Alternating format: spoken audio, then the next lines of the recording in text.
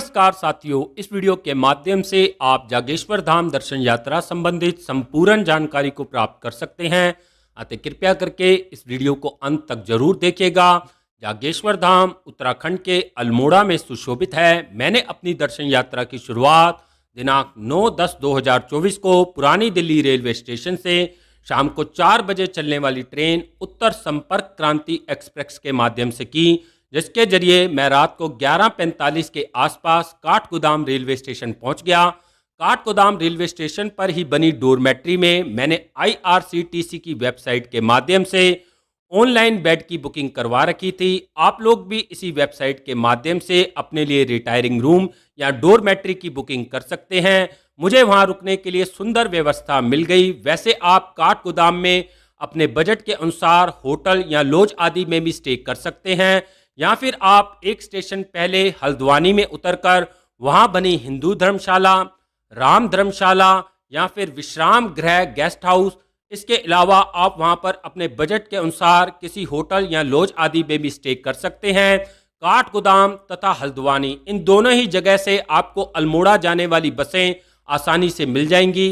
वैसे आप दिल्ली के कश्मीरी गेट बस स्टैंड से भी शाम को 7 से 8 बजे के करीब चलने वाली रोडवेज की बस के माध्यम से अगले दिन सुबह 8 बजे के आसपास सीधा अल्मोड़ा पहुंच सकते हैं।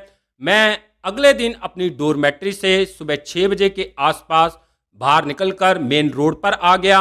वहां से मुझे अल्मोड़ा जाने वाली बस आसानी से मिल गई, जो पीछे हल्द्वानी से ही आ रही थी। इस बस के माध्यम से मैं महज 200 रुपये का टिकट लेके त्रिव घुमावदार मोड़ों से होता हुआ प्रकृति के सुंदर तथा खतरनाक रास्तों का आनंद उठाते हुए भवाली तथा कैंची धाम होते हुए महज 5 घंटे में अल्मोड़ा बस स्टैंड पहुंच गया।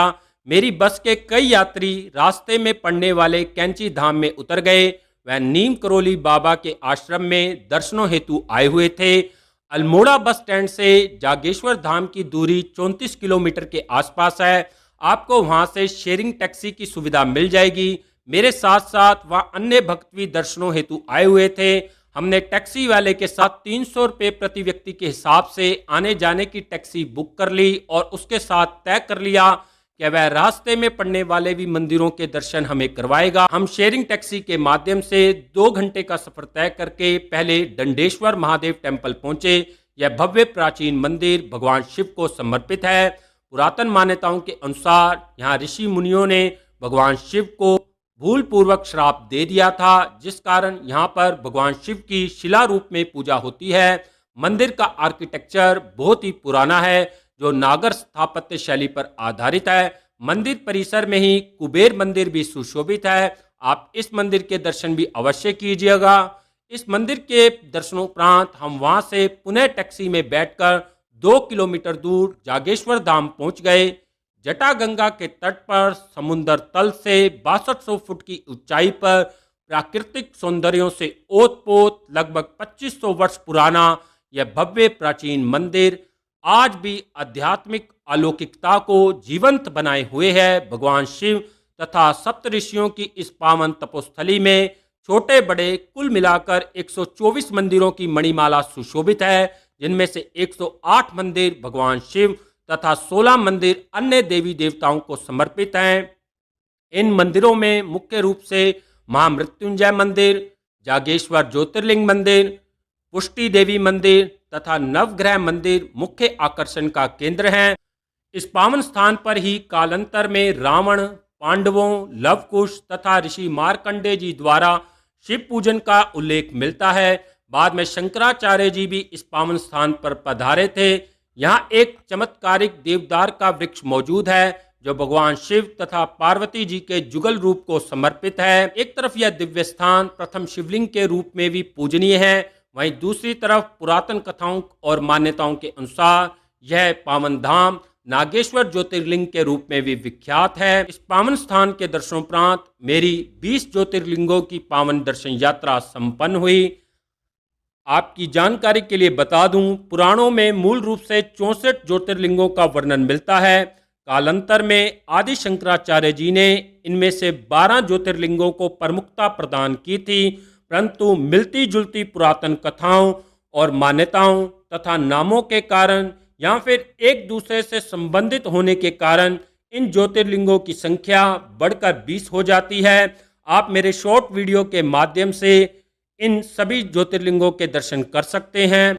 हे महादेव, आपका कोटि कोटि धन्यवाद जो मैं अपने इस निरर्थक जीवन में आपके इन अलौकिक स्थानों के दर्शन कर सका।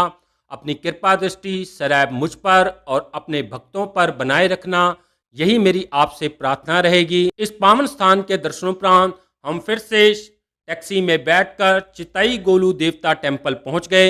यह प्राचीन मंदिर न्याय के देवता को समर्पित है। यह पूरा मंदिर परिसर भक्तों की चिट्ठियों और घंटियों से भरा पड़ा है।